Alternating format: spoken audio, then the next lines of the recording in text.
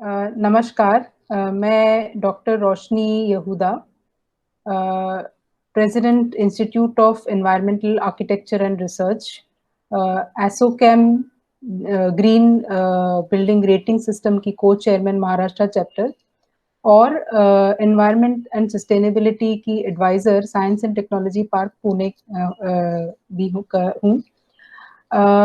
अभी इस वेबिनार में मैं एनवायरमेंटल आर्किटेक्चर माने कि ग्रीन बिल्डिंग्स के बारे में थोड़ा सा परिचय, थोड़ा एग्जाम्पल्स के साथ पूरा आपको बताऊंगी। इस विषय में अब तक क्या क्या हो चुका है, क्या पॉलिसीज है, ये भी हम थोड़ा बहुत देख लेंगे। तो मैं थोड़ा सा बैकग्राउंड से शुरुआत करती हूँ। आप इस स्लाइड में आप देखेंगे कि कुछ ग्रीन बिल्डिंग्स के पिक्चर्स हैं। इसी को हम एनवायरमेंटल आर्किटेक्चर भी कहते हैं। तो पहली बात तो ये कि ये सारा मुद्दा जो है एनवायरमेंट का, उसका बेसिस ये है कि हमारी जो ह्यूमंस की जो कार्बन फुटप्रिंट है वो दुनिया भर में बढ़ते जा रही है। और इंडिया जैसे डेवलपिंग नेशन में खास करके ये बहुत चिंता की बात है, क्योंकि हमारा जो एज हम लोग जैसे जैसे डेवलप करते जा रहे हैं उसी प्रकार से हमारा कार्बन फुटप्रिंट भी इंक्रीज होता जा रहा है। मेनली क्योंकि हम लोग इलेक्ट्रिसिटी ज़्यादा वापर रहे हैं, उसके वजह से थर्मल एनर्जी ज़्यादा यूज हो रहा है और कार्बन एमिशंस और ग्रीन हाउस गैस एमिशंस बढ़ रहे हैं। और इसी कारण हमको ये ज़रूरी है देखना कि हम क्या कर सकते हैं। तो ये एक पहला कारण है। दुनिया के सब अगर देशों में देखा जाए तो इंडिया आज का रैंक चौथा है in terms of carbon dioxide emissions. Although हम ऐसे पर कैपिटा देखेंगे तो हमारा कार्बन एमिशंस काफी कम है, क्योंकि हमारे देश में काफी सारे लोग गांव में रहते हैं और काफी सिंपल सा लाइफस्टाइल है उनका। उनकी वजह से हमारा पर कैपिटा कार्बन एमिशन काफी लो है। लेकिन देखा जाए तो हम जैसे अर्बन एरियाज में जो रहते हैं, शहरों में रहने वालों का कार्बन एमिशंस ज्यादा है। हम ज्यादा इलेक्ट्रिसिटी, ज्यादा सब कुछ यूज करते हैं, पानी, वेस्ट मैनेजमेंट सब कुछ। तो उसके कारण ये जो हमारा कार्बन डाइऑक्साइड एमिशंस ओवरऑल इस कंट्री का काफी ज्यादा है। टॉप 4 में हम लोग आ रहे हैं। रिसेंटली जो वर्ल्ड मेट्रोलॉजिकल ऑर्गेनाइजेशन की जो रिपोर्ट थी, जिसमें उन्होंने ग्लोबल क्लाइमेट की पूरी स्थिति उन्होंने दर्शाई थी, उसमें उन्होंने दिखाया है कि किस तरह से ग्रीन हाउस गैस इफेक्ट की वजह से ग्लोबल वार्मिंग पूरी दुनिया में हो रही है। और उसके परिणाम जैसे कि कई जगह पे सी लेवल राइज की वजह से बहुत सारे जो छोटे छोटे आइलैंड नेशंस हैं वो पानी के नीचे जा रहे हैं, या फिर ग्लेशियर्स मेल्ट हो रहे हैं। बहुत सारे जो क्लाइमेटिक इवेंट्स हैं, एक्सट्रीम क्लाइमेटिक इवेंट्स जैसे कि साइक्लोन्स, उनके भी नंबर्स बढ़ते जा रहे हैं। तो उन्होंने इसको पूरी तरह से इस रिपोर्ट में दर्शाया है। और ये हम लोग देख रहे हैं कि इस मतलब ये इट्स नो लॉन्गर फिक्शन। और क्लाइमेट चेंज जो है वो बहुत ही एक इम्पॉर्टेंट फैक्ट है। ये सब देशों ने अभी पेरिस एग्रीमेंट और इस सब दौरान में ये एग्री कर चुके हैं कि ये बहुत ही इम्पोर्टेंट फैक्ट है जिसको हमको टैकल करना पड़ेगा। तो अब बिल्डिंग्स में जो है, बिल्डिंग्स का काफी क्या क्या होता है बिल्डिंग्स में। तो अगर हम लोग एनर्जी देखा जाए या इलेक्ट्रिसिटी यूज होता है, तो पूरे दुनिया भर के जो एनर्जी यूज है उसमें से 1/3 जो एनर्जी एंड यूज है वो बिल्डिंग्स के ऑपरेशन में यूज होती है। मटेरियल्स जैसे कि steel, cement, concrete, gravel, stone, bricks, ये सब जो है ये 40 to 50% ऑफ टोटल फ्लो जो है पूरी दुनिया में ग्लोबल इकोनॉमी की, उसकी जो उसके सब बिल्डिंग्स में से की वजह से यूज होता है।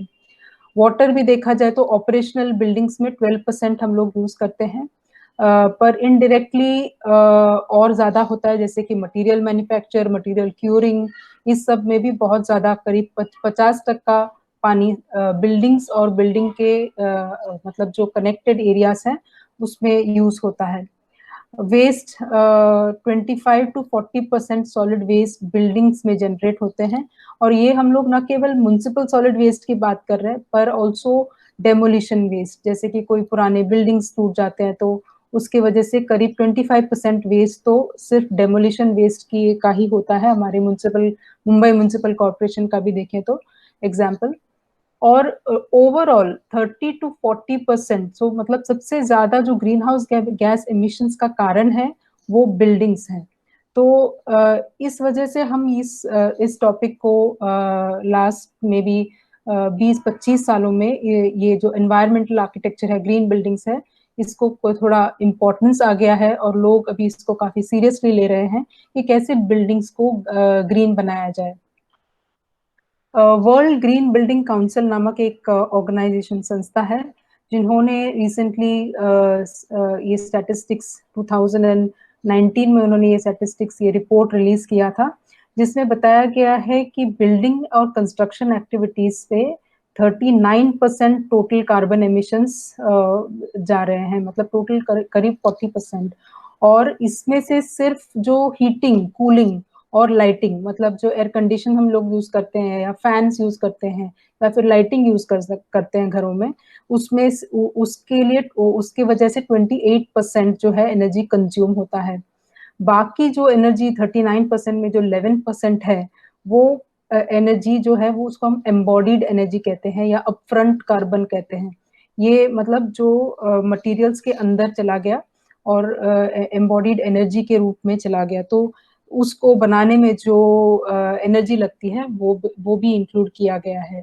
तो टोटल आप देखेंगे तो करीब 40% जो एमिशंस है, कार्बन एमिशंस, वो बिल्डिंग्स के वजह से हैं।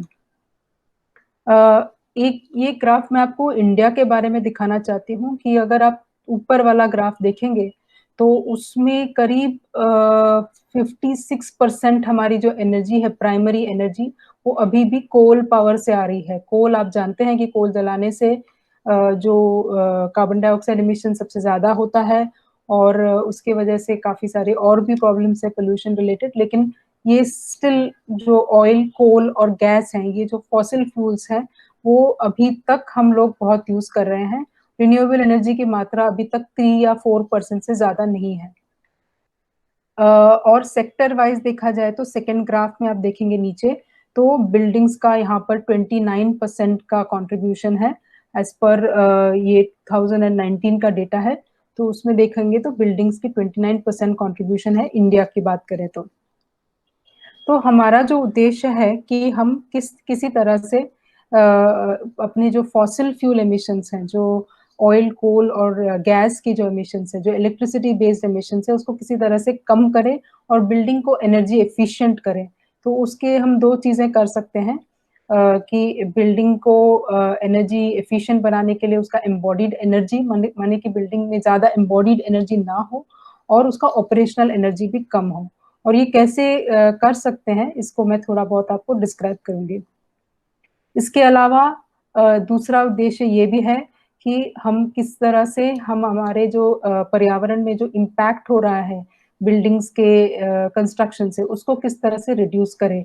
अब हम बहुत सारी चीजें देख नहीं सकते हैं, जैसे कि ये माइंस है, कॉपर माइंस, हमारे सारे इलेक्ट्रिसिटी वायरिंग कॉपर से चलते हैं, या फिर हमारा सबसे ज्यादा जो मटेरियल यूज होता है वो सीमेंट। वो ये सारी चीजें जो है हमारे एनवायरनमेंट को इम्पैक्ट करती हैं। काफी सारे फॉरेस्ट कट हो चुके हैं और हमको ये ये मटेरियल्स यूज करने की वजह से इसका नेगेटिव परिणाम और इसका लॉन्ग टर्म इम्पैक्ट भी पर्यावरण के ऊपर हो रहा है। जैसे कि ये कन्वेंशनल मटेरियल्स जो हम लोग यूज करते हैं, स्टील यूज करते हैं, ब्रिक्स यूज करते हैं, स्टोन यूज करते हैं, कंक्रीट यूज करते हैं। तो ये सारे मटेरियल्स को कंस्ट्रक्ट करने में, बनाने में जो एनर्जी जाती है और जिसके वजह से जो पर्यावरण के ऊपर इम्पैक्ट होता है वो काफी ज्यादा है। और ये भी चीजें हैं जैसे कि एक्टिविटीज है, माइनिंग है, जो कुछ जलाना है, जैसे ब्रिक्स बनाने के लिए हमको किल्न के अंदर उसको जलाना पड़ता है, तो उसमें से कार्बन मोनोऑक्साइड निकलता है। या फिर सीमेंट फैक्ट्री में अगर पोल्यूशन कंट्रोल नहीं किया हो तो काफी सारे कार्बन पार्टिकुलेट मैटर जाते हैं, जिसकी वजह से लोगों को तकलीफ होती है। या फिर स्टील बनाने में जो हाई टेम्परेचर तक हमको जाना पड़ता है, तो ये सब है जो एम्बॉडीड एनर्जी या एम्बॉडीड कार्बन है। इसके अलावा एक और नई चीज है जो जिसको हम नाम देते हैं सिक बिल्डिंग सिंड्रोम। ये नई चीज़ ऐसी है कि आजकल लोगों को घरों के अंदर रहते हैं और उसमें एयर कंडीशन करके रहते हैं। मोस्टली घर ग्लास के भी हो चुके हैं। तो उस स्थिति में घरों के अंदर की जो एयर है, जो हवा है, वो पॉल्यूटेड होती है और हम लोग करीब 90% तक टाइम घरों के अंदर रहते हैं, तो उसके वजह से भी जो पोल्यूशन का बढ़ाव का जो वॉल्यूम है, वो इंक्रीज़ होते जाता है और उसका लॉन्ग टर्म इफ़ेक्ट लोगों के ऊपर होता है, जो ज़्यादा से ज़्यादा टाइम अंदर स्पेंड करते हैं। पहले एक ज़माना था जब हम लोग ज़्यादा से ज़्यादा टाइम बाहर स्पेंड करते थे, खेतों में वगैरह-वगैरह। आजकल ऐसा नहीं है। स्कूल हो, चाहे ऑफ़िस हो, चाहे घर हो, हम लोग घरों में ज़्यादा टाइम अंदर ही अंदर रहते हैं। We take less of sunlight outside. तो इसकी वजह से भी ये एक नया चीज़ है जिसको हम एड्रेस करते हैं ग्रीन बिल्डिंग्स में। तो ग्रीन बिल्डिंग क्या है? और उसके क्या-क्या कंपोनेंट्स हैं? ये हम ज़रा यहाँ पर देखेंगे। इसमें पहले तो एनर्जी मैनेजमेंट होता है, जैसे जो इलेक्ट्रिसिटी रिलेटेड जो भी इक्विपमेंट है आपके, उसको कैसे मैनेज किया जाए। वाटर मैनेजमेंट इसमें दूसरा भाग है। Solid waste, so energy, water और वेस्ट, ये 3 चीज़ें ग्रीन बिल्डिंग में बहुत इम्पोर्टेंट है। उसके अलावा visual, thermal and acoustic comfort, माने कि लाइटिंग सही हो, लोगों को ज़्यादा एयर कंडीशन वगैरह यूज़ नहीं करना पड़े, और अकोस्टिक माने कि साउंड को कैसे हम लोग सही ढंग से रोकें जहाँ पर ज़्यादा साउंड है। अकोस्टिक कंफर्ट भी हो सकता है। Indoor environment quality, pollution abatement कैसे स्टॉप कर सकते हैं, किस तरह से वेजिटेशन एंड बायोडाइवर्सिटी को एनहांस कर सकते हैं, इम्प्रूव कर सकते हैं बिल्डिंग्स के अराउंड, और क्या क्या रेगुलेशंस हैं, जो रेगुलेशंस हैं ग्रीन बिल्डिंग को सपोर्ट कर रही हैं, उसके बारे में भी मैं थोड़ा बहुत आपको बताऊंगी। और ये सारी चीज़ें जो हैं हम ग्रीन बिल्डिंग्स में कंसिडर करते हैं। रेगुलेशंस के अलावा वॉलंटरी रेटिंग सिस्टम्स भी हैं। तो थोड़ा बहुत मैं हर एक चीज़ पे थोड़ा-थोड़ा आपको बताऊँगी विद एग्ज़ाम्पल्स। पहला जो है एनर्जी एफिशिएंसी एंड मैनेजमेंट। इसमें थोड़ा आपको ये भी जानकारी दूँ कि अभी आजकल के जो कमर्शियल बिल्डिंग्स और डोमेस्टिक बिल्डिंग्स हैं, उनका जो एनर्जी कंज़म्पशन है वो करीब 38% टोटल एनर्जी कंज़म्पशन है, जिसमें आप देखेंगे कि डोमेस्टिक सेक्टर का ज़्यादा है 28% और कमर्शियल का करीब 10% कंज़म्पशन है। इसके अलावा कुछ और स्टैटिस्टिक्स हैं बिल्डिंग्स के बारे में, जैसे कि हम लोग बिल्डिंग्स और ज़्यादा ऐड करते जा रहे हैं। 2030 तो ज़्यादा दूर नहीं है, तो अभी थोड़ा-सा रियल एस्टेट मार्केट में थोड़ा-सा ड्रॉप हो चुका है, लेकिन ओवरऑल जो टोटल मार्केट है इंक्रीज़ होते जा रही है, और हम लोग जो है डेवलपिंग नेशन होने के कारण हमारा कंज़म्पशन, हमारा जो बिल्डिंग फुटप्रिंट बढ़ता जा रहा है। इलेक्ट्रिसिटी कंजम्पशन जो रेजिडेंशियल बिल्डिंग्स में है वो सबसे ज़्यादा इंक्रीज़ हो रही है, और इसे प्रोजेक्ट किया गया है कि 2032 तक 36.5 या करीब 37% तक का टोटल इलेक्ट्रिसिटी जो कंज्यूम होगा बिल्डिंग्स में, वो रेजिडेंशियल बिल्डिंग्स की वजह से होगा। और इसका एक सबसे ज़्यादा इम्पोर्टेंट कारण ये है कि हम लोग जो स्पेस कूलिंग जैसे एयर कंडीशनिंग है, फैन्स है, वो सबसे ज़्यादा यूज़ करते जा रहे हैं। टोटल इलेक्ट्रिसिटी बिल होगा, उसमें से 33 टू 65% ऐसे अनुमान किया गया है कि ये सिर्फ कूलिंग और हीटिंग के लिए यूज़ होता है। ज़्यादा करके कूलिंग है, क्योंकि हमारा देश ट्रॉपिकल देश है। और कमर्शियल बिल्डिंग्स में देखा जाए तो अभी 60% जो है कमर्शियल बिल्डिंग जो ऑफिसेस हैं वो अभी एयर कंडीशन हो चुके हैं, और बाय 2030 60% एयर कंडीशन होंगे। तो एनर्जी मैनेजमेंट में जो है 3 पार्ट्स हैं। पहला पार्ट तो है जिसको हम कहते हैं बिल्डिंग एनवेलप, बिल्डिंग का जो बाहरी हिस्सा है, जो वॉल्स हैं, जो विंडोज़ हैं, जो रूफ है, तो उसको कैसे ठीक किया जाए। अब अगर हम अच्छी तरह से मतलब इसको डिज़ाइन नहीं करेंगे, तो ये जो है ये आर्किटेक्ट का रोल है। तो जैसे रूफ अगर सही ढंग से प्रिपेयर नहीं किया होगा, तो वहाँ पर से कम से कम 25% कूलिंग आपका कूलिंग लोड इंक्रीज़ होगा। अगर आपने कोई ग्लेज़िंग लगाया है पूरे बिल्डिंग पे और उसको सही ढंग से आपने शेडिंग नहीं दिया है, तो उससे भी आपका कूलिंग लोड ज़्यादा हो जाएगा। या फिर आपने ऐसी दीवारें बनाई हैं जहाँ से लीकेज होती है। लीकेज मैं पानी की नहीं बात कर रही हूँ, मैं हीट की बात कर रही हूँ, तो भी आपका जो कूलिंग लोड है इंक्रीज़ होगा। और ये कूलिंग लोड या हीटिंग लोड भी कह सकते हैं, पर हीटिंग कम है। कूलिंग लोड जब ज़्यादा हो जाती है तो आपको ज़्यादा एयर कंडीशनिंग, ज़्यादा फैन्स ज़्यादा यूज़ करने पड़ते हैं। और कई दफ़ा ऐसे होता है कि हीट इतना ज़्यादा आता है ग्लेज़िंग में से कि लोग फिर कर्टन डाल देते हैं और अंदर लाइट ऑन कर देते हैं। तो ये भी एक है कि लाइटिंग ठीक से नहीं हो, आपको डे लाइटिंग का भी डिज़ाइन करना पड़ता है, ये भी हो सकता है। सेकंड जो भाग है, वो इक्विपमेंट का है। किस प्रकार के इक्विपमेंट हम यूज़ कर रहे हैं। लाइटिंग में भी सबसे ज़्यादा मॉडर्न और सबसे एनर्जी एफिशिएंट एफिकेसी वाले लैंप्स आ चुके हैं मार्केट में, तो उन लैंप्स का, उन फैन्स का और उन टाइप के एनर्जी एफिशिएंट इक्विपमेंट यूज़ कर सकते हैं। आजकल हीट एक्सचेंजर्स हैं, काफ़ी सारे गीज़र्स भी एकदम 5 स्टार रेटेड वाले हैं, रेटेड इक्विपमेंट यूज़ कर सकते हैं, तो ये इक्विपमेंट है। और थर्ड पार्ट है रिन्यूएबल एनर्जी। अगर हम ये पहला 2 part that is building envelope और इक्विपमेंट, ये दोनों चीज़ें हम सही ढंग से करते हैं, तो हमारा बिल्डिंग जो है वो हाई परफॉर्मेंस बिल्डिंग हो सकता है। माने कि उसकी जो एनर्जी कंज़म्पशन है वो सबसे कम हो जाती है। अब जैसे और फिर हमको जो बाकी का जो एनर्जी है वो हम आराम से रिन्यूएबल एनर्जी यूज़ कर सकते हैं, जैसे कि सोलार रूफटॉप यूज़ कर सकते हैं, सोलार पीवी सेल्स यूज़ कर सकते हैं, सोलार थर्मल यूज़ कर सकते हैं, विंड और सोलार का हाइब्रिड लगा सकते हैं। तो ऐसी कुछ चीज़ें करके रिन्यूएबल एनर्जी लगाकर हम पूरा मैनेजमेंट कर सकते हैं। एग्ज़ाम्पल दे रही हूँ रेज़िडेंशियल बिल्डिंग का, जैसे कि रेज़िडेंशियल बिल्डिंग में 2 पार्ट्स हैं, एक तो आपका खुद का घर और दूसरा जो कॉमन एरियाज़। घर में भी आप देखा जाए तो कितना स्कोप है, हर एक इक्विपमेंट में एफिशिएंसी लाने का काफ़ी स्कोप है, अप टू 40-50% आप अपना एनर्जी रिड्यूस कर सकते हो। सिमिलरली कॉमन एरियाज़ में देखा जाए तो अगर आप ऑब्ज़र्व करेंगे तो लाइट्स तो जैसे स्टेयरकेसेस में हैं, पूरी रात ऑन रहती हैं, लेकिन क्या इसकी ज़रूरत है? तो आजकल ऐसे भी लाइट्स हैं जो डिमेबल सेंसर्स वगैरह में आते हैं, तो जब कोई आता है तो ह्यूमन डिटेक्ट होता है तो तब ऑन होता है, नहीं तो वो थोड़ा-सा जैसे 11 वॉट्स रहता है जब कोई रहता है और नहीं रहे तो 4 वॉट्स हो जाता है। तो इस तरह से काफ़ी सारा एनर्जी बच सकता है इसमें। तो एनर्जी मैनेजमेंट अगर रेज़िडेंशियल बिल्डिंग में करना है, तो उसके लिए एफिशिएंट लैंप्स हैं, सोलार थर्मल है जो हम गीज़र के जो इलेक्ट्रिकल गीज़र है सबसे ज़्यादा एनर्जी कंज़्यूम करती है, उसके बजाय यूज़ कर सकते हैं। सोलार पीवी पैनल्स यूज़ कर सकते हैं। पंप्स और मोटर्स जो लिफ्ट्स को चलाते हैं, जो हमारे पानी को ऊपर फेंकते हैं, ऊपर वाले टांकी में, वो सबसे ज़्यादा एनर्जी कंज़्यूम करते हैं। तो उसको हम किस तरह से एफिशिएंट वाले हाई हाई एफिशिएंसी मोटर्स लगा सकते हैं, वो भी बहुत इम्पोर्टेंट है। और घर के सारी चीज़ों को 5 स्टार रेटेड वाला थोड़ा-सा कॉस्ट ज़्यादा होता है, लेकिन ओवरऑल इसकी जो एफिशिएंसी है, उसको आपको ऑपरेशनल लाइफ में उससे काफ़ी बेनिफिट होता है। तो ये जो है कुछ 20 स्टार रेटेड इक्विपमेंट है, लाइटिंग, फैन्स वगैरह में जो आप यूज़ कर सकते हो। और यहाँ पे मैं आपको दिखा रही हूँ इस टेबल में कि जैसे आप ये सेकंड कॉलम में देखेंगे कि लाइट, फैन, फ्रिज, एसी और गीज़र।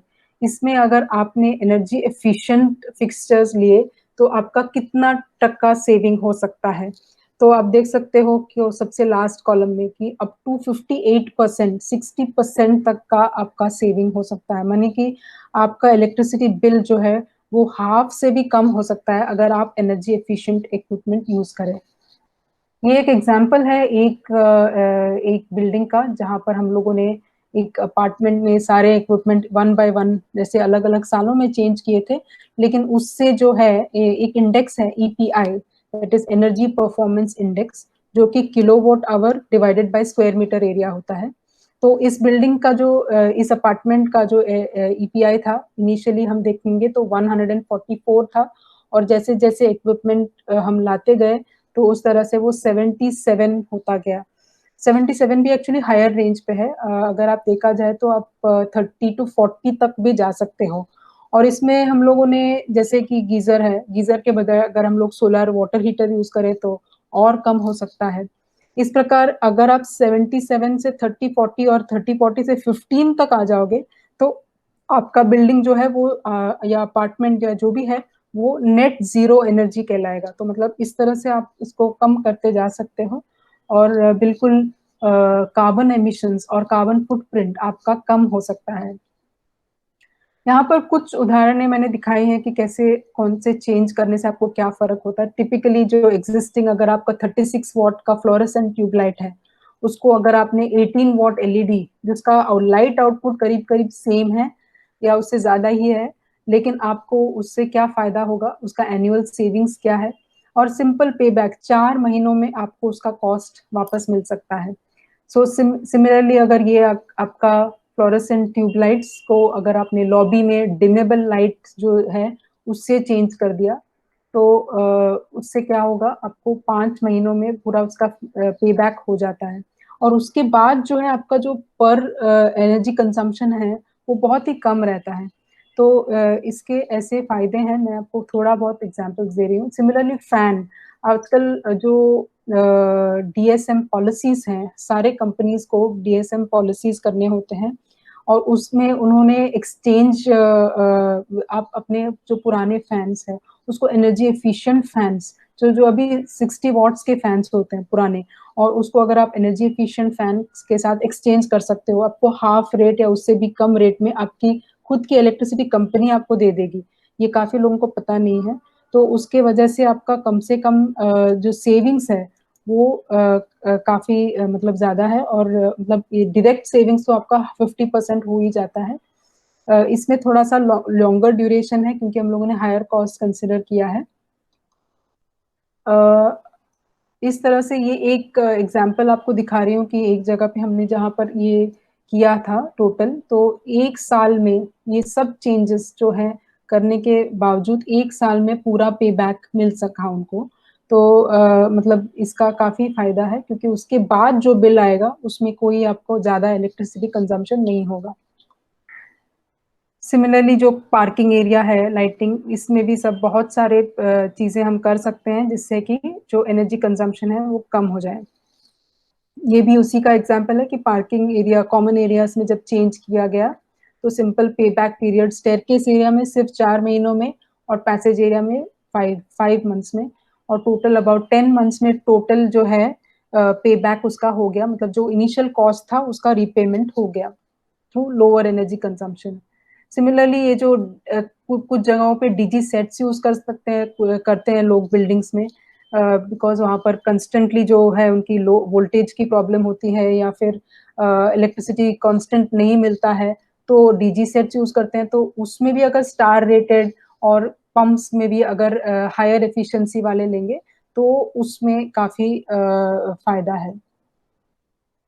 रिन्यूएबल एनर्जी माने कि जो रिन्यूएबल सोर्सेस हैं जैसे सोलर और विंड, ये सोर्सेस पे चलती हैं। तो इंडिया में इसका काफी स्कोप है। अबाउट 320 डेज की क्लियर सनशाइन है। वी आर वेरी लकी कि हमको इतना सारा सोलर एनर्जी पर स्क्वायर मीटर इतना मिलता है, और हम उसको पूरी तरह से बिल्कुल यूज नहीं कर रहे हैं।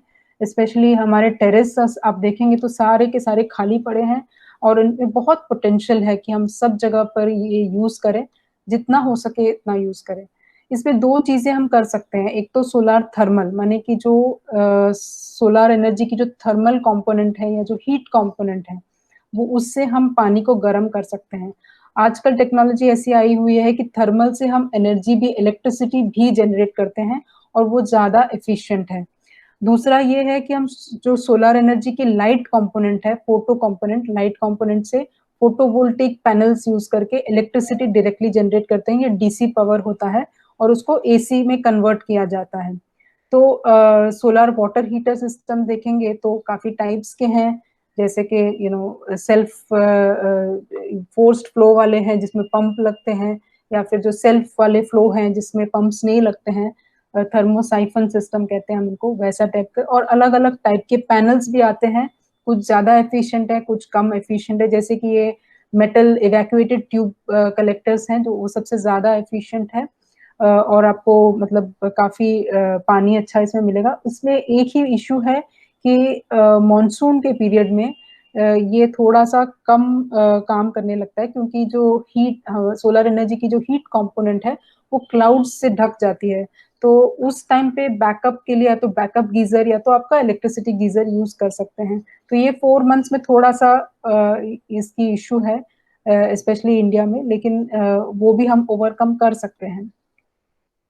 सोलर फोटोवोल्टेक्स माने कि जो ऐसी जो टेक्नोलॉजी है जो जिससे सोलर एनर्जी डायरेक्टली इलेक्ट्रिसिटी में कन्वर्ट होती है, तो उसमें भी काफ़ी सारे different types of solar panels हैं, जैसे कि crystalline technology, monocrystalline, multi crystalline है और थिन फिल्म जैसे कि पेंट भी किया जा सकता है और एमॉर्फस यानी कि जैसे इसको रोल करके आप डाल सकते हो बिल्डिंग के कोई भी फसाड के ऊपर भी डाल सकते हो। पॉलीक्रिस्टलाइन पीवी भी अवेलेबल है। तो ये सारे आजकल काफ़ी सारे टेक्नोलॉजीज़ आ चुके हैं जो आपके सोलर एनर्जी को टैप कर सकते हैं, आपके विंडोज़ के ऊपर लगाकर भी आ सकते हैं, जैसे कि उसको कहते हैं हम लोग बिल्डिंग इंटीग्रेटेड फोटोवोल्टेक्स। अ, थिन वेफर्स की जो फ़िल्म आती है वो काफ़ी यूज़फुल है, लेकिन उसमें कुछ इश्यूज़ ऐसे हैं कि एफिशिएंसी उसकी थोड़ी कम है और वो ज़्यादा चलती है क्योंकि मतलब उसकी लाइफ़ थोड़ी ज़्यादा है, मगर ओवरऑल एफिशिएंसी कम हो सकती है उसकी होती है और उसके कंपैरिज़न में हम देखेंगे तो मोनोक्रिस्टलाइन पैनल्स जो है वो सबसे ज़्यादा एफिशिएंट है। आज के टाइम पे 18% एफिशिएंसी देती है, जो सबसे ज़्यादा है अमॉन्ग ऑल सोलर पैनल्स और उसकी लाइफ एक्सपेक्टेंसी भी अराउंड 30 इयर्स तक है। तो इसी कारण जहाँ लोगों ने यूज़ किया है, ये मोनोक्रिस्टलाइन पैनल्स यूज़ करते हैं।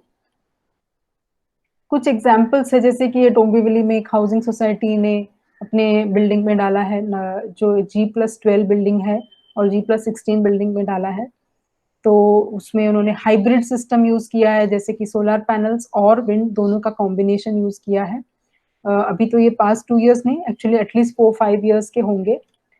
सिमिलरली खार में एक बिल्डिंग में G+9 बिल्डिंग में उन्होंने किया है जहाँ पर आप देखेंगे कि इनिशियल इन्वेस्टमेंट उनका 44 लाख है लेकिन वो कुछ हद तक उनको सब्सिडीज़ और कुछ हद तक मीडिया ये मेडा जैसे ऑर्गेनाइज़ेशन एसडीए जो है स्टेट डेज़िग्नेटेड एजेंसी से थोड़ी बहुत रिबेट भी मिल जाती है। बट ओवरऑल इन्वेस्टमेंट इतना होता है और उनको लोन के थ्रू उसका रिपेमेंट भी हो जाता है जब क्योंकि ये इलेक्ट्रिसिटी इसका कम होता है। तो जैसे आप देखोगे कि ये 2 केसेस में पहले केस में तो 100% बेनिफिट उनका सोलर हाइब्रिड से हुआ है क्योंकि जो उनके कॉमन एरियाज़, पंप्स और एलिवेटर्स टोटल जो है रिन्यूएबल एनर्जी पे चलते हैं और दूसरे जगह पर 70% बेनिफिट हुआ है। 30% उनका जो है एलिवेटर्स वो उस पे नहीं चलते हैं। कॉस्ट बेनिफिट देखा जाए तो up to payback period about 9 years कुछ जगह पे 18 इयर्स भी है बट डिपेंड करता है कि किस तरह की स्पेस अवेलेबिलिटी है तो उसके हिसाब से हम उसको डिज़ाइन ठीक तरह से कर सकते हैं और अगर इनिशियल स्टेज में किया जाए तो इवन जो बिल्डिंग की फसाड है अगर वो शेडेड नहीं हो तो उसको भी यूज़ कर सकते हैं। ये एक दूसरी एग्जांपल है भांडुप में कॉम्प्लेक्स की जहाँ पे up to 70% of the electricity needs of the common areas जैसे कि पार्किंग पैसेजेस और उनके जो वाटर पंप्स है बोरवेल के जो पंप्स और मोटर्स हैं 11 लिफ्ट्स हैं ये सारे जो है उनके सोलर से चल रहे हैं और उनके सिंपल पेबैक पीरियड जो है सिर्फ 30 मंथ्स हो रही है इसके मतलब इस कैलकुलेशन में तो this is a remarkable achievement. यहाँ पर कुछ 546 फ्लैट्स और 2000 रेजिडेंट्स हैं। तो इसमें आप देखा जाए तो एनुअल सेविंग्स उनके annual generation is 2.92 lakh units. Annual savings is about 36 lakhs in electricity bill और 309 tons of carbon dioxide emissions का सेविंग्स उन लोग एनुअली कर रहे हैं। तो इन 25 इयर्स उन्होंने इतना मतलब 7000 टन्स तक का कार्बन डाइऑक्साइड एमिशंस कम हो सकता है by because this is the projected in carbon reduction because of use of renewable energy. जो ये बिल्डिंग्स पे हम लोग सो रिन्यूएबल एनर्जी लगाते हैं उसके 2 प्रकार हो सकते हैं। एक तो ग्रिड कनेक्टेड भी हो सकता है और एक तो स्टैंड अलोन सिस्टम होता है। स्टैंड अलोन सिस्टम जो है बहुत यूज़फुल है अगर आपकी कोई बंगलो है और मतलब तब वो बहुत यूज़फुल होता है और अर्लियर पॉलिसीज़ भी ऐसे थे। लेकिन अभी जो है नेट मीटरिंग की पॉलिसी है जहाँ पर आप अपना जो इलेक्ट्रिसिटी जनरेट करते हो उसको आप नेट मतलब मीटर कर सकते हो और ग्रिड में डाल सकते हो। तो ये काफ़ी अच्छा डेवलपमेंट है, काफ़ी सारे कंट्रीज़ वेस्टर्न कंट्रीज़ में ये बहुत पॉपुलर है और इससे फ़ायदा भी हुआ है जो लोग अपने इलेक्ट्रिसिटी बिल्स ने उनको भरने पड़ते हैं, क्योंकि वो यूटिलिटी उनको पे करती है जो वो लोग अपने एरिया या लैंड या बिल्डिंग के ऊपर जनरेट करते हैं। दूसरा जो पार्ट है वाटर मैनेजमेंट, तो पहला पार्ट था हमने एनर्जी मैनेजमेंट कवर कर लिया। वाटर मैनेजमेंट में हम लोग बिल्डिंग्स में क्या क्या कर सकते हैं, तो इसका मेन ऑब्जेक्टिव है सेल्फ रिलायंस, मतलब बिल्डिंग कैसे अपने आप में इस वाटर के ऊपर रिलायंट रह सकती है। तो इसके लिए हम लोग क्या कर सकते हैं, एक तो रेन वाटर हार्वेस्टिंग किया जा सकता है। सेकंड, वाटर एफिशिएंट इक्विपमेंट, जो कम से कम वाटर यूज करे, ऐसे इक्विपमेंट यूज कर सकते हैं। और तीसरा, अगर जगह होगी तो वाटर रिसाइकलिंग। वाटर रिसाइकलिंग सब जगह पे मुनासिब नहीं होता है, क्योंकि जगह की कमी है मुंबई जैसे शहर में। हाँ, जहाँ पर अगर आप आउटडोर एरियाज में ऐसे लैंड में रह रहे हो जहाँ पर बहुत स्पेस है, तो वहां पर वाटर रिसाइकलिंग भी कर सकते हैं, जिससे कि आपके बिल्डिंग का सूवेज जो है वो इंफ्रास्ट्रक्चर में और पब्लिक इंफ्रास्ट्रक्चर में न जाए, आप वहीं पे रिसाइकिल करके वहीं पे यूज भी कर सकते हो। तो रेन वाटर हार्वेस्टिंग जो इसमें दो चीजें कर सकते हैं, एक तो स्टोरेज कर सकते हैं टैंक्स में, अंडरग्राउंड टैंक्स में, ओवरहेड टैंक्स में, अबाव ग्राउंड टैंक्स में कर सकते हो। और दूसरा जो है वो ग्राउंड वाटर रिचार्ज, क्योंकि हम लोग इतना कॉन्क्रीटाइज कर चुके हैं अपनी जमीन को, तो पानी जो है वो नीचे जा ही नहीं रही है। उसके वजह से जो हमारे रिवर्स हैं, हमारे एक्विफर्स हैं, उनको काफी नुकसान हुआ है ओवर मेनी ईयर्स। और आगे जाके हम उसका फल भी भुगत रहे हैं, फ्लडिंग कहीं ज्यादा होता है एक्सेट्रा। तो ग्राउंड वाटर रिचार्ज करना जरूरी है जहां भी हो सके। आजकल पार्किंग की वजह से सब जगह पे लोग कॉन्क्रीटाइज कर देते हैं, तो रिचार्ज जहां पर भी हो सके, जहां पर भी पॉसिबल है, जियोलॉजिकल कंडीशंस अलाउ करते हैं, तो वहां पर करना चाहिए। तो ये दो चीजें हम इजिली कर सकते हैं। कई कई जगह पे हम पूरी तरह से 100% रेन वाटर को हार्वेस्ट कर सकते हैं। वो तब होता है जब भी आपके पास स्टोरेज बहुत ज्यादा हो, जैसे कि पांचकनी में एक बिल्डिंग है जिसकी बेसमेंट पूरी जो है वो स्टोरेज है। तो सारा जो रेन पानी आता है ड्यूरिंग रेनी सीजन वो बेसमेंट में स्टोर करते हैं और उसको सारा ईयर यूज करते हैं। तो ऐसा भी पॉसिबल है, सब जगह पे तो पॉसिबल नहीं होता है, लेकिन हम कोशिश कर सकते हैं। मे बी हम 50% तक रेन वाटर हार्वेस्टिंग कर सकते हैं, बजाय कि वो पानी गटरों में चले जाके सी में चली जाए। तो ये हमारा उद्देश्य है रेन वाटर हार्वेस्टिंग में। रेन वाटर हार्वेस्टिंग के काफी कंपोनेंट्स है, जैसे कैचमेंट एरिया से, अलग अलग कैचमेंट एरिया से, गार्डन है, आपका टेरेस है, आपका रोड है। तो हर कैचमेंट के लिए आपको अलग तरीके से सोचना पड़ता है, क्योंकि हर एक में पोल्यूशन अलग अलग टाइप के होते हैं, सबकी क्वालिटी अलग होती है, सबकी रन ऑफ का कोएफिशिएंट अलग होती है। और उसको फिर डाइवर्ट करके एक जगह पे लाके, या तो उसको कोई फिल्ट्रेशन सिस्टम से, जैसे यहाँ पे प्री मेड फिल्टर देख रहे हो आप, या फिर उसको ग्राउंड वाटर में चार्ज कर सकते हो, और नहीं तो उसको कलेक्ट करके रीयूज भी कर सकते हो। हमने काफी सारे बिल्डिंग्स में ये किया हुआ है। तो ये है उसके। तो आप रिचार्ज करते हो तो आपको डीप रिचार्ज भी कर सकते हो, जैसे कि आप डीप एक्विफर में रिचार्ज कर सकते हो, या फिर जो शैलो वेल्स हैं उसको, या शैलो ग्राउंड पे भी आप रिचार्ज कर सकते हो। दो तरीके से रिचार्ज हो सकता है, लेकिन इसको थोड़ा सा स्टडी करके करना पड़ता है। तो एक एग्जाम्पल है यहाँ पर कि एक समझो आपने 100 मीटर स्क्वायर की बिल्डिंग है, और मुंबई में अगर हम केस लेंगे, तो कितना रेन वाटर हार्वेस्ट हो सकता है। Total rain water harvesting potential is 1,70,000 litres. तो मतलब कहने का ये है कि आप छोटे से छोटे एरिया में भी रेन वाटर हार्वेस्ट कर सकते हो। और मैंने तो काफी जैसे रूरल एरियाज में देखा है, औरंगाबाद जैसे एरियाज में, जहाँ पर बहुत ही कम रेनफॉल गिरता है, तो एज कम्पेयर टू मुंबई, लेकिन वहां पर बड़ी बड़ी टंकियां बनाकर वो उसके स्टोर करते हैं एंड देन यूज करते हैं। तो वो पानी को बिल्कुल ऐसे बहने नहीं देते। तो idea of rain water harvesting is, आप पानी के रुख को धीरे करिए, आप उसको रोकिए, क्योंकि जैसे वो स्पीड से जाती है वो उससे सॉइल इरोजन और बहुत सारा अदर नुकसान भी होता है। तो उसको कम करना है।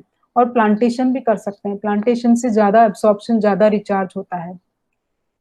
ये कुछ केस स्टडीज हैं जहां पर हमने सक्सेसफुली रेन वाटर हार्वेस्टिंग किए थे। जैसे ये पहला सोसाइटी है जहां पर उनको 10 मिनट, जो डोंबिवली की सोसाइटी है जहां पे सिर्फ 10 मिनट उनको पानी मिलता था, वहां पे हमने ग्राउंड वाटर रिचार्ज करके बोरवेल पे उनको पूरा जो सिस्टम उनका ऐसे कर दिया था कि उनको कोई बाहर के टैंकर्स के ऊपर डिपेंड ना करना पड़े। पीवीएम जिमखाना में जो है हमने ऐसे रेन वाटर हार्वेस्टिंग सिस्टम की थी कि वो जो सारा जो स्टोरेज वाटर है वो उसको उन लोग वॉशिंग के लिए यूज कर रहे थे after filtration, washing of vessels वगैरह वगैरह। और नीलकंठ अपार्टमेंट्स में ग्राउंड वाटर रिचार्ज किया गया। तो ये जो सिर्फ 3 डिफरेंट टाइप्स के एग्जांपल्स मैंने दिखाया, उन्होंने बहुत सारे सोसाइटीज में ये सक्सेसफुली एग्जीक्यूट किया हुआ है। और कुछ आजकल के जो नए रीडेवलपमेंट प्रोजेक्ट्स हैं उसमें भी बहुत स्कोप है, ऑल्दो जगह छोटी होने की वजह से और आजकल की ईसी पॉलिसीज की वजह से भी दिक्कत होती है, कभी कभी जियोलॉजिकल कंडीशन सुटेबल नहीं होते हैं।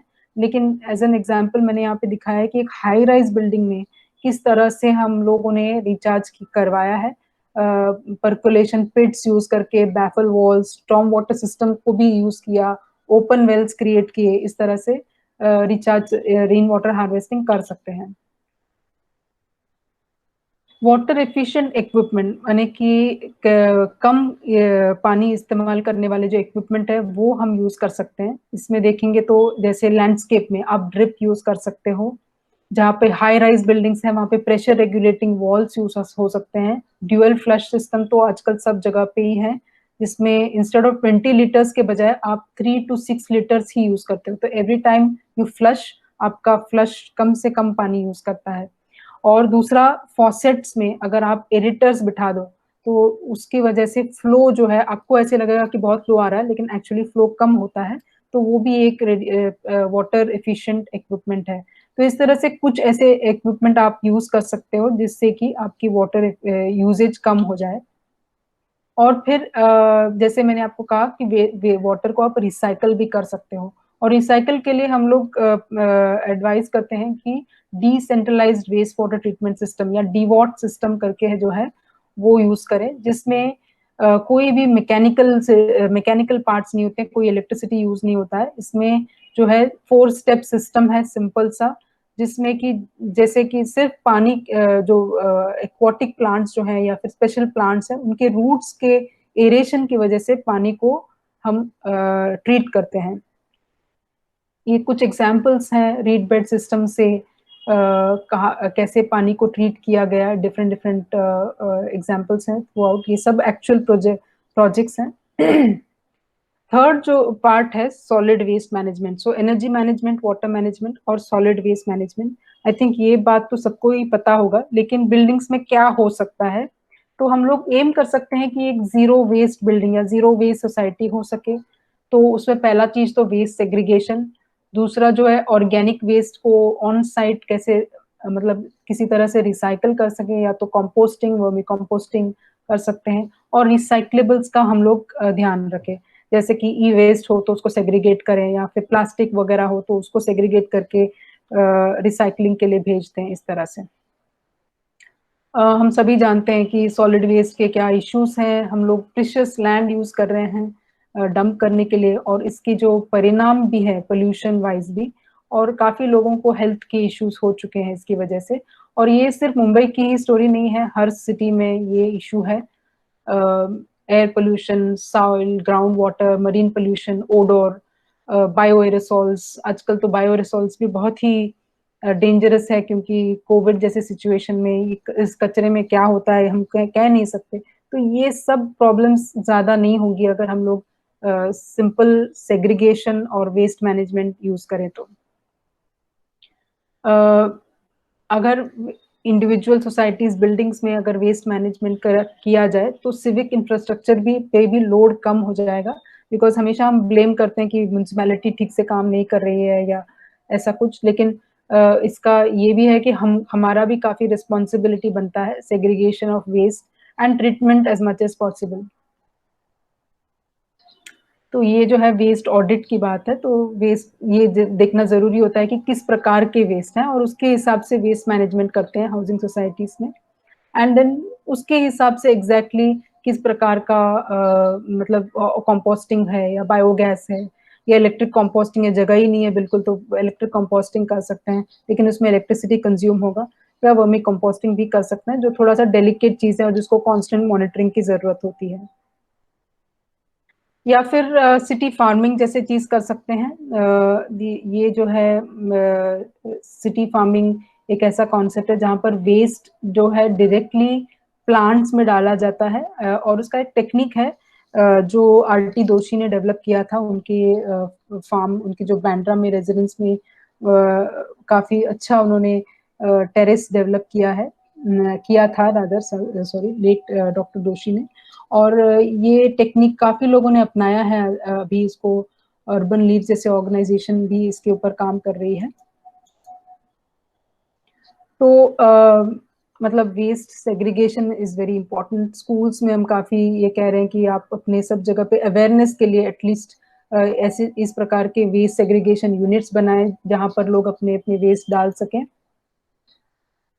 सो ये सब इश्यूज हैं जो हमको टैकल करने पड़ते हैं वेस्ट मैनेजमेंट में, जैसे कि ऑडिट करना जरूरी है, वेस्ट किस प्रकार की है वो इम्पोर्टेंटली कैरेक्टराइज करना जरूरी है, उसके लिए सही टेक्नोलॉजी, उस टेक्नोलॉजी के काफी सारे बैकलैश भी हो सकते हैं अगर आपने ठीक से डिजाइन नहीं किया, जैसे कि rodents, rats, mosquitoes, health and safety issues हो सकते हैं। इसका बिजनेस मॉडल भी जनरेट करना जरूरी है, ट्रेनिंग बहुत जरूरी है हाउसकीपिंग को करना, और जनरली मॉनिटरिंग तो हर चीज में जरूरी है। तो ये जो है ये सारे इश्यूज हमने मतलब we have encountered doing solid waste management के जो इश्यूज हैं, वेदर बिल्डिंग्स हैं या कॉम्प्लेक्सेस हैं या कैंपसेस हैं।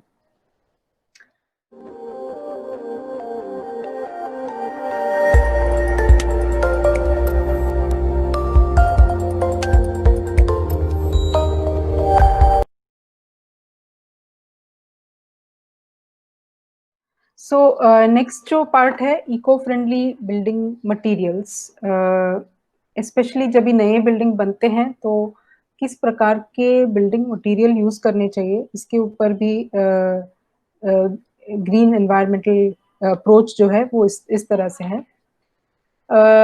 हम लोग रैपिडली रिन्यूएबल रिसोर्स जैसे कि बैम्बू है या फास्ट ग्रोइंग टिम्बर है या सर्टिफाइड टिम्बर है उसको यूज कर सकते हैं। ये सब जो है वेरियस अप्रोचेस हैं जो मैं आपको बताऊंगी, और कुछ इश्यूज भी डिस्कस करेंगे।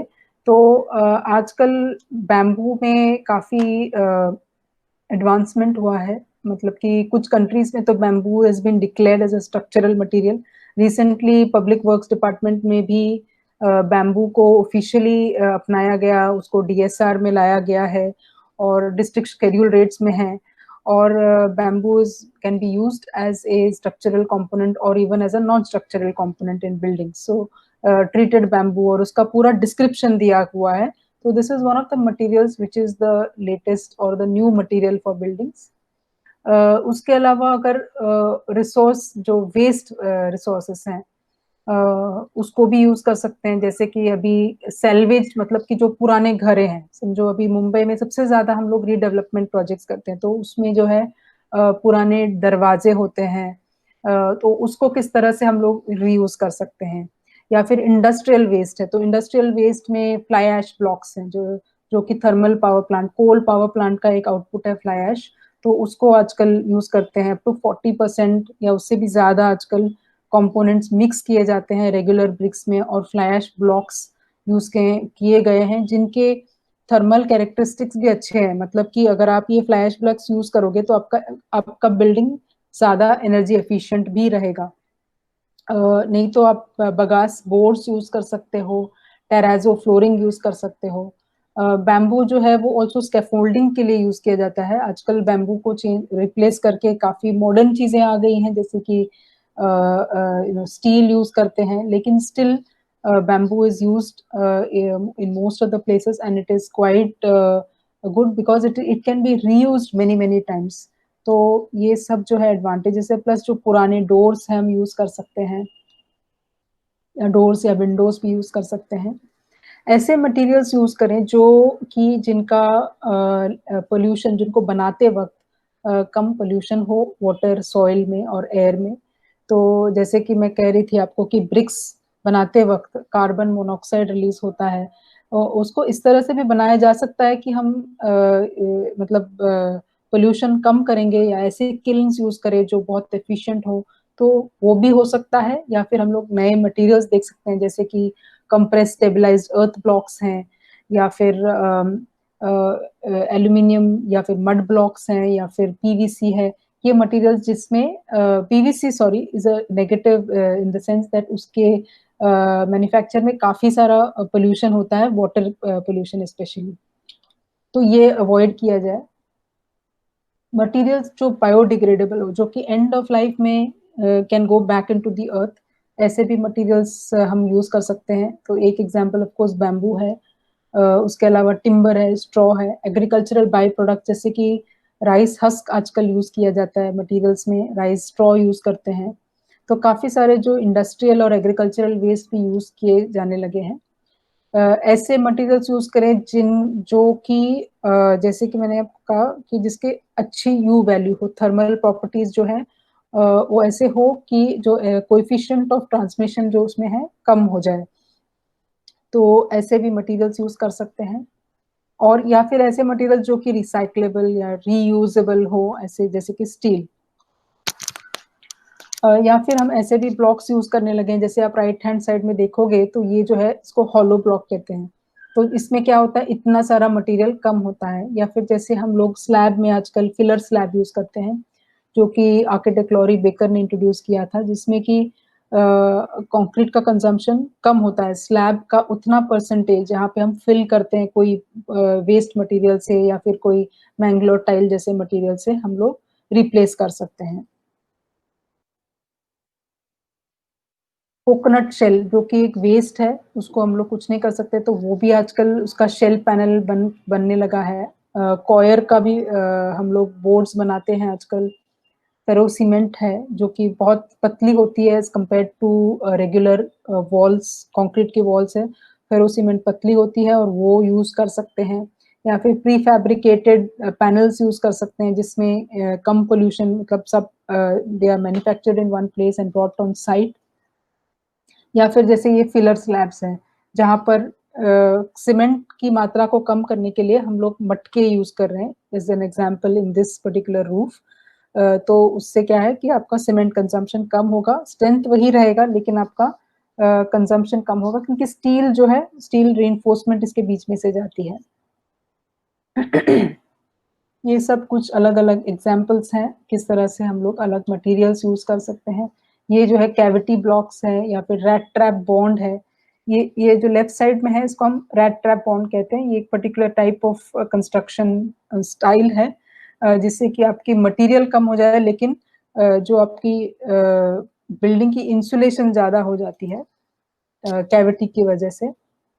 इसके अलावा ये सारे इंडस्ट्रियल वेस्ट के प्रोडक्ट्स आजकल मार्केट में अवेलेबल हैं। लोगों को ज़्यादा इसके बारे में पता नहीं है लेकिन ये यूज़ किया जा सकता है।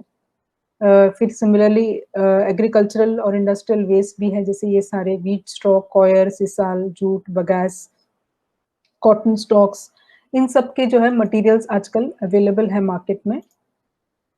फ्लाई ऐश एक मेजर सोर्स है ऑफ बिल्डिंग मटेरियल्स। इस पे काफ़ी चीज़ें बनने लगी हैं, जैसे कि आप लैंड फिल कर सकते हो, आप उससे पेवर ब्लॉक्स बना सकते हो, आप रेगुलर बिल्डिंग ब्लॉक्स भी बना सकते हो। सो काफ़ी सारी चीज़ें इससे बनाई जा सकती हैं। नेक्स्ट जो इश्यू है एनवायरमेंटल पोल्यूशन रेमिडिएशन, मतलब कि जो आपके बिल्डिंग के आजू-बाजू या बिल्डिंग के सराउंडिंग में अगर एनवायरमेंट पोल्यूशन है तो उसको कैसे आप रेमिडिएट करेंगे। तो उसमें आप अपने बिल्डिंग के एयर क्वालिटी को मेजर कर सकते हो, उसके वहाँ पर कोई पोल्यूशन है तो उसको किस तरह से आप रेमिडिएट कर सकते हो। ग्रीन बिल्डिंग्स में इसको हम लोग डील करते हैं, जैसे कि ग्रीन वॉल्स बना सकते हैं कई जगहों पर, या फिर नेचुरल बैरियर्स रखते हैं नॉइज़ लेवल्स को कम करने के लिए, या फिर कोई वाटर बॉडी अगर कंटामिनेटेड हो तो उसको ट्रीट कर सकते हैं। तो from brown field to green field site हम कर सकते हैं। इंडोर एनवायरनमेंट को अगर एनहांस करना हो तो अलग-अलग प्लांट्स लगा सकते हैं। मैंने आपको कहा कि इंडोर एनवायरनमेंट में क्योंकि हम ज़्यादा देर रहते हैं, क्योंकि कुछ गैसेस जो है वो ट्रैप हो जाते हैं, तो बायोलॉजिकली कुछ कुछ चीज़ें रह सकती हैं, जैसे कि viruses and bacteria. Then physically चीज़ें हो सकती हैं जैसे सॉडस्ट वगैरह, और केमिकल जो सबसे ज़्यादा डेंजरस है, बायोलॉजिकल उससे भी ज़्यादा है, लेकिन केमिकल में जैसे वोलेटाइल ऑर्गेनिक कंपाउंड्स जो कि हमारे पेंट्स में होते हैं, जो प्लाईवुड वगैरह में होते हैं। तो ये सब जो है वो जब हवा में जाती हैं, तो उससे हम लोग ब्रीथ करने से हमको नुकसान हो सकता है। तो उसको रेमेडिएट करने के लिए जैसे कि कुछ जो प्लांट्स हैं, इंडोर प्लांट्स, वो कुछ हद तक they have been found to absorb the indoor air pollution. तो ये हम प्लांट कर सकते हैं और अपना जो है एयर पॉल्यूशन का लोड कम कर सकते हैं। इसके अलावा कार्बन फुटप्रिंट रिडक्शन के लिए काफ़ी सारे चीज़ें ऑफसेट प्लांटेशन जैसे कर सकते हैं। फॉर एग्ज़ाम्पल कि बिल्डिंग लगाने की वजह से बिल्डिंग के एरिया में जो ट्रीज़ थी या फिर बिल्डिंग की एम्बॉडिड एनर्जी के इक्विवेलेंट हम लोग फॉरेस्ट प्लांटेशन कर सकते हैं। एनवायरनमेंट को इम्प्रूव करने के लिए ये जो इस तरह के वर्टिकल ग्रीन वॉल्स भी बना सकते हैं या फिर बिल्डिंग में मतलब साइक्लिंग या फिर ई व्हीकल्स का यूज़ भी कर सकते हैं, जिससे कि बिल्डिंग की फुटप्रिंट कम हो जाए। इंडोर एयर क्वालिटी का ये एक एग्ज़ाम्पल है केम्स कॉर्नर में एक घर है जो कि it is in a high rise building on the first floor लेकिन इस घर की सब चीज़ें जो हैं वो बिल्कुल ही नॉन पॉल्यूटिंग टेक्निक्स और मटीरियल से बनाई गई हैं। एज़ एन एग्ज़ाम्पल इसकी फ्लोरिंग जो है काऊ डंग की बनी हुई है।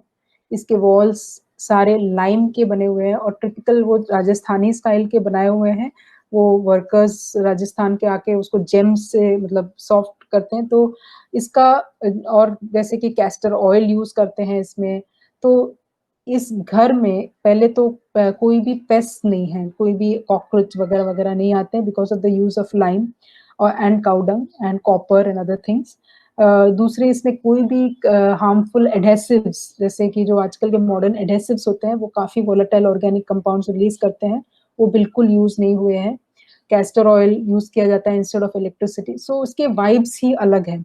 So this is an extreme example लेकिन इस तरह से अगर हम लोग हर चीज़ में सोचें कि किस तरह से इंडोर एयर क्वालिटी इम्प्रूव किया जाए, तो ये एक्चुअली पॉसिबल है, ये example in the heart of Mumbai city. Landscape जो बिल्डिंग के बाहर है, उसको हम किस तरह से इम्प्रूव कर सकते हैं। काफ़ी टाइम्स हम लोग ऐसे प्लांट्स लगा देते हैं जो कि हमारे पर्यावरण के लिए नेगेटिव इम्पैक्ट करती हैं। जैसे कि ऐसे प्लांट्स होते हैं जो कि पानी सारा ले लेते हैं या फिर जो बर्ड्स को अट्रैक्ट नहीं करते। तो उसके बजाय हम लोग ऐसे प्लांट्स लगा सकते हैं जो नेटिव हो, जिनको पानी वगैरह कम लगती हो। जो लोकल बायोडायवर्सिटी को यानी कि बर्ड्स और बटरफ्लाइज को अट्रैक्ट करती हो और जो जिनका मतलब एक दूसरे के साथ एसोसिएशन हो और जिसका कुछ बेनिफिट्स भी हो सके जैसे कि कोई फल या फूल भी मिल सके। तो इस तरह से हम लोग लैंडस्केप प्लानिंग भी कर सकते हैं। अब तक जो लैंडस्केप प्लानिंग हो रहा था उसमें ज़्यादा करके फोकस ये रहता है कि अच्छा दिखे और एस्थेटिक्स का कुछ वैल्यू है लेकिन ओवरऑल इकोलॉजिकल वैल्यू कम रहता था, जो हम लोग आजकल ग्रीन बिल्डिंग्स में फ़ोकस कर रहे हैं। अभी मैं आपको रेट्रोफिट के थोड़े से एग्ज़ाम्पल्स दिखाऊँगी। रेट्रोफिट माने कि एग्ज़िस्टिंग बिल्डिंग्स में आप क्या कर सकते हो? अ, ग्रीन या फिर एनवायरमेंटली आप क्या कर सकते हो? कई बार ऐसे होता है कि थर्मल और विजुअल कम्फर्ट जैसे कि उसको हम कैसे इम्प्रूव कर सकते हैं, उसका एक उदाहरण मैं दिखाऊँगी और एनर्जी एफिशिएंसी भी कैसे कर सकते हैं। ये चीज़ें हम कर सकते हैं, इसके अलावा वाटर हार्वेस्टिंग वगैरह तो आप डेफिनिटली कर सकते हो आपके पुराने बिल्डिंग्स में। जैसे कि ये एक बिल्डिंग था जहाँ पर टॉप फ्लोर में जो क्लासरूम्स थे, उसमें बहुत लोगों को परेशानी होती थी बैठने में, उनको थर्मली अनकंफर्टेबल फ़ील होता था, फैन्स भी डालेंगे तो भी मतलब बैठ नहीं सकते थे, इतनी गर्मी होती थी वहाँ पर। तो थर्मली अनकंफर्टेबल बिल्डिंग था। तो उसको टैकल करने के लिए हमने काफ़ी सारी चीज़ें की जैसे कि उसकी जो फॉल्स सीलिंग थी, उसको हटाकर हाइट इंक्रीज़ कर दिया so that there is movement of air, convectional movement of air, stack ventilation ऊपर टर्बो वेंटिलेटर्स लगा दिए, बिल्डिंग पे हाई एल्बिडो पेंट लगा दिया जिससे कि रिफ्लेक्शन हो सके हीट की रिफ्लेक्शन हो सके और कम से कम हीट अंदर आ सके। और हमने स्काईलाइट्स जो है सही जगहों पर इंट्रोड्यूस किए, उसको सही जगह से डिस्ट्रीब्यूट किया, जिससे कि अंदर जो लाइट आ रही थी तो उनको दिन में जो है लाइट लगाने की ज़रूरत नहीं पड़ी। तो ये सब पिक्चर्स हैं पुराने और नए इस एग्जांपल के जहाँ पर हम लोग ने रेट्रोफिट करके इस बिल्डिंग को ज़्यादा एफिशिएंट बनाया। उसकी एनर्जी कंजम्पशन कम करी, एट द सेम टाइम जो ऑक्यूपेंट्स थे, उनको विजुअल और थर्मल कंफर्ट भी मिला इस सब चीज़ करने से। तो ये जो है, ये क्लासरूम का एक पूरा एग्ज़ाम्पल है। हाइट इंक्रीज़ किया गया, ज़्यादा लाइट आने लगा, एक्सेट्रा। तो इसको हम लोगों ने मॉनिटर भी किया था इस बिल्डिंग को, और हमको ऐसे पता चला कि इसमें जो अंदर का टेम्परेचर है, वो कम से कम 12 डिग्री कम हो गया है। मतलब पहले के हिसाब से अगर हम देखा जाए तो पहले से कंपेयर करें तो ऑलमोस्ट अंडर जो डेक टेम्परेचर है, अंडर रूफ टेम्परेचर जो है बिलो द रूफ, वो 12.6 डिग्री सेंटीग्रेड हमको डिफरेंस दिखाई दिया। हम लोग ने जो टेक्निक एडॉप्ट किए थे, इसमें एक जो मेजर टेक्निक हमने यूज़ किया है वो रेडिएंट बैरियर सिस्टम। जैसे कि आप देख रहे हो, इस शाइनिंग रूफ दिख रहा है। ये शाइनिंग रूफ जो है एक्चुअली एक लो एमिसिविटी मटेरियल है, जो कि अराउंड 100 गैप के बाद नीचे लगाना पड़ता है, जिससे कि हीट अंदर नहीं आती है। रेट्रोफिट बहुत जगहों पे किया गया है, जैसे कि सबसे बड़ी एग्ज़ाम्पल जो है वो एम्पायर स्टेट बिल्डिंग है न्यूयॉर्क में, जो कि 1930s during the time of great depression बनाया गया। तो उस टाइम पे एनर्जी एफिशिएंसी वगैरह तो किसी के दिमाग में नहीं थी। तो ये बहुत ही ऐसी बिल्डिंग है जो बहुत ज़्यादा एनर्जी कंज़्यूम करती थी। लेकिन इसको रॉकी माउंटेन इंस्टीट्यूट ने कई तरह से इसका स्टडी किया, इसको एनालिसिस किया, और इस बिल्डिंग की टोटल एनर्जी कंजम्पशन को अराउंड 40% रिड्यूस कर दिया। उसके लिए उन्होंने काफ़ी सारी चीज़ें की हैं। एक तो जैसे कि इस ये सब चीज़ें हैं जो उन्होंने की, जैसे कि नीचे आप देखेंगे लिस्ट पे, तो विंडोज़ जो हैं, तो 6500 विंडोज़ इस बिल्डिंग के उसको रिप्लेस कर दिया गया from single glaze to triple glaze. तो उसकी वजह से क्या हुआ कि हीट गेन कम हो गया बिल्डिंग के अंदर, और उसकी वजह से उनका चिलर प्लांट भी हो गया, साइज़ उसका रिड्यूस हो गया। तो इस तरीके से वो क्यूमुलेटिव इफ़ेक्ट करते-करते बिल्डिंग का टोटल एनर्जी जो है, वो 38% रिड्यूस हो गया। तो ये जो है बहुत बड़ा उदाहरण है दुनिया में, क्योंकि इसके जैसे मतलब स्केल पे एम्पायर स्टेट बिल्डिंग काफ़ी बड़ी है। तो इस पे अगर कर सकते हैं तो कहीं पे भी रेट्रोफिट करना पॉसिबल है। रेट्रोफिट करने का एक उद्देश्य ये भी है कि हम लोग डे लाइट माने कि नेचुरल लाइट जो है उसको घर के अंदर लाएँ, क्योंकि ये बहुत ही इम्पोर्टेंट है for psychological reasons as well as for actual आपका कंज़म्पशन नहीं हो, आर्टिफ़िशियल लाइट ना यूज़ करें, उसके लिए भी ये अच्छा है। Lighting control and automation use कर सकते हैं हम लोग, और जो स्टैंडर्ड्स के हिसाब से लाइटिंग पावर डेंसिटी माने कि पर स्क्वायर मीटर कितना लाइट होना चाहिए, इसकी भी एक स्टैंडर्ड है, वो हम लोग अप्लाई कर सकते हैं। रीडिज़ाइन करते वक़्त ऐसे स्पेसेस भी हैं जहाँ पर मतलब जैसे फॉर एग्ज़ाम्पल ये आप देख रहे हो कि कोई लाइट वेल इस्तेमाल कर सकते हैं, या फिर जहाँ पर कहीं पे भी लाइट नहीं हो, तो उसको कैसे इंट्रोड्यूस कर सकते हैं by using skylights, by using light wells, courtyards develop किए। तो ये सब एक्सिस्टिंग बिल्डिंग्स में भी हो सकता है। एंड लास्टली जो है नियरली ज़ीरो एनर्जी बिल्डिंग्स, ये एक कॉन्सेप्ट है, मतलब according to the bureau of energy efficiency इसको डिफाइन किया गया है, ऐसा बिल्डिंग जिसकी एनर्जी कंजम्पशन सिर्फ 15 यूनिट्स पर मीटर स्क्वायर, पर मीटर स्क्वायर 15 यूनिट से ज़्यादा अगर ये नहीं यूज़ करती है तो उसको नियरली ज़ीरो एनर्जी बिल्डिंग कह सकते हैं। तो भारत में मेरे ख्याल से ऐसे काफ़ी सारे बिल्डिंग्स हैं जो इस हद तक आराम से पहुँच सकते हैं। ज़्यादा उनको मेहनत नहीं करनी पड़ेगी, लेकिन ये हमको अवेयरनेस होनी चाहिए कि this we can do it, and अगर आप इससे भी कम कर सकते हो if you put in renewable energy.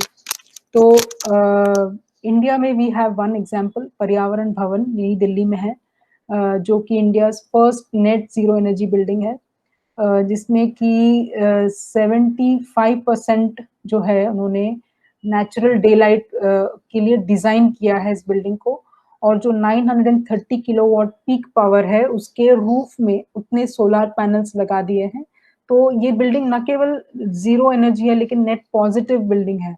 माने कि वो अपने रूफ में इतना एनर्जी जनरेट कर रही है कि वो ग्रिड पे वापस एनर्जी दे रही है। तो there is an example like this already in India, तो हम लोग डेफिनिटली अपने बिल्डिंग्स में ये कोशिश तो कर ही सकते हैं। रीडेवलपमेंट आजकल एक बहुत ज़्यादा हो रहा है, मुंबई में तो सबसे ज़्यादा हो रहा है, तो उसमें भी हम लोग ग्रीन अप्रोच अप्लाई कर सकते हैं। आप लोग तो ये जानते ही हैं कि कहाँ पर रीडेवलपमेंट कर सकते हैं, लेकिन रीडेवलपमेंट में एक जो कुछ इश्यूज या मुद्दे हैं वो मैं हाईलाइट करना चाहती हूँ। ज्यादा करके क्या होता है कि एग्जिस्टिंग बिल्डिंग्स होते हैं और उसके बाजू में रीडेवलपमेंट होने के बाद हार्डली कोई ओपन स्पेस बचता है, तो ओपन टू स्काई और रिक्रिएशनल स्पेस माइनस हो जाते हैं। रिक्रिएशनल स्पेस जाता है पोडियम पे, सॉफ्ट स्केप रहता नहीं है, सब हार्ड स्केप हो जाता है, बिकॉज तो वाटर पर्कुलेशन होता नहीं है। और इंडोर एनवायरमेंट क्वालिटी पर भी असर पड़ता है क्योंकि बिल्डिंग्स पास पास में हो जाते हैं। लाइट एंड वेंटिलेशन की भी प्रॉब्लम हो सकती है, कई बिल्डिंग्स में हमने देखा है। और ये according to BRE, British research establishment, ये जो बिल्डिंग्स के बीच में जो गैप है उसके उसको एक हम लोग ऑब्स्ट्रक्शन एंगल जिससे गिनते हैं, जैसे कि एक बिल्डिंग और दूसरे बिल्डिंग में कैसे ये एंगल है, ये जो एंगल है वो 25 डिग्री से कम होना चाहिए, इक्वल टू और लेस देन 25 डिग्रीज। जैसे ही वो बढ़ता जाता है मतलब कि ये आपके बिल्डिंग में आपको लाइट नहीं मिलने वाली है। तो ये हम लोग ध्यान में नहीं रखते हैं जब हम रीडेवलपमेंट करते हैं, लेकिन ये बहुत जरूरी है। सिमिलरली जो हम लोग मुंबई फ्लड्स हुए, अभी जो हाल ही में फ्लड्स हुए थे, उस टाइम पे भी मैंने ये कमेंट किया था कि रीडेवलपमेंट में हम लोग इतना जो पार्किंग वगैरह के लिए कॉन्क्रीटाइजेशन कर रहे हैं, उसकी वजह से जो रन ऑफ हमारा जो है वो इंक्रीज हो चुका है। और जो हमारी पुरानी स्टॉर्म वाटर सिस्टम है, करीब 100 साल से भी पुरानी, वो डिजाइन की गई थी peak rainfall of 25 mm per hour, और हमारा जो रन ऑफ कोएफिशिएंट 0.5, लेकिन आजकल रन ऑफ कोएफिशिएंट तो 100 हो चुका है, मतलब 1 हो चुका है। और मतलब इंटेंसिटी भी इंक्रीज हो रही है ग्लोबल वार्मिंग की वजह से, तो उसकी वजह से फ्लडिंग्स के इंसिडेंट बहुत ज्यादा हो रहे हैं। एंड उसका एक मेन रीजन ये है कि रिचार्ज नहीं हो रहा है ग्राउंड में, सब कुछ रन ऑफ हो रहा है। तो ये दो चीजें बहुत इंपॉर्टेंट है रीडेवलपमेंट करते वक्त ग्रीन अप्रोच में। एक तो फ्लडिंग कैसे कम किया जाए by allowing for groundwater recharge, and second, how to provide for natural light and natural ventilation. कुछ जो पॉलिसीज हैं ग्रीन रेगुलेशंस के, वो मैं आपको दिखाऊंगी कि क्या क्या है। एक तो रूफटॉप सोलर पॉलिसी है ministry of new and renewable energy की, जिसमें कि आप अपने बिल्डिंग के ऊपर सोलर पैनल्स लगा सकते हो, और उसमें आपको काफी मतलब फायदा भी है, मतलब over the period you can sell your power back to the grid. तो आपको मतलब एनर्जी मतलब इलेक्ट्रिसिटी आपको आपको कुछ पे नहीं करना पड़ेगा over the period of time. उसके अलावा हमारा नेशनल बिल्डिंग कोड जो है, उसमें भी 2016 में एक पूरा चैप्टर ऐड किया गया है ऑन अप्रोच टू सस्टेनेबिलिटी, जिसमें साइटिंग है, फॉर्म, मतलब ये सारे जो पॉइंट्स जो मैंने आपको बताया है, सस्टेनेबल बिल्डिंग मटेरियल्स है, एनवेलप ऑप्टिमाइजेशन है, ये सारे पॉइंट्स जो है वो ऐड किए गए हैं। एनर्जी कंजर्वेशन बिल्डिंग कोड नामक एक रेगुलेशन भी इंट्रोड्यूस किया गया है, जो 2007 में इंट्रोड्यूस किया गया था, और 2017 में उसको और भी इम्प्रूव किया गया है। और अभी 2018 में रेजिडेंशियल बिल्डिंग्स के लिए भी रिलीज की गई है। ये जो है पूरी एक सेट ऑफ गाइडलाइंस है कि किस तरह से बिल्डिंग्स को एनर्जी एफिशिएंट बनाया जा सकता है। तो ये भी कुछ कुछ गवर्नमेंट्स ने इसको मैंडेटरी किया हुआ है, मेरे हिसाब से महाराष्ट्र गवर्नमेंट भी इसको मैंडेटरी करने वाली है। तो ये है। उसके अलावा स्टार रेटिंग, जैसे हम लोग इक्विपमेंट खरीदते हैं तो उस टाइम पे हम लोग भी हमको स्टार रेटिंग देती है, उस प्रकार से हम बिल्डिंग्स को भी स्टार रेटिंग दे सकते हैं, अपने घरों को भी स्टार रेटिंग दे सकते हैं। अगर हम ये मतलब ये जो एनर्जी एफिशिएंसी लेबलिंग है, उसके हिसाब से अगर हमारा एनर्जी कंजम्पशन कम होता है तो बी स्टार लेबल भी अप्लाई होता है हमारे बिल्डिंग्स में, मतलब हम लोग भी अचीव कर सकते हैं उसको। सो ये जो सारा ग्रीन बिल्डिंग्स का मैंने आपको अभी तक जो भी पॉइंट्स बताए हैं, उसका मेन उद्देश्य ये है कि हम लोग हमारा जो इम्पैक्ट है पर्यावरण के ऊपर वो कम करें। बिल्डिंग्स का इम्पैक्ट किसी तरह से अगर 100% है, ऐसा तो कोई बिल्डिंग है नहीं जिसका कोई इम्पैक्ट नहीं हो। हर बिल्डिंग का कुछ ना कुछ इम्पैक्ट तो होता ही है, तो उस इम्पैक्ट को हम किस तरह से रिड्यूस कर सकें और कैसे पर्यावरण को डैमेज होने से बचाएं, ये हमारा उद्देश्य है ग्रीन बिल्डिंग्स में। और हर जगह पे, जैसे स्पेशली एनर्जी, वाटर और वेस्ट में, कैसे हम नेट जीरो, कैसे हम मतलब बाहर से कोई चीज लाए नहीं और उसी साइट पे ही यूज करें, इसकी हमारी कोशिश और उद्देश्य है। सो ये है हमारा ये I think that is the end of the green buildings topic and that's it, thank you.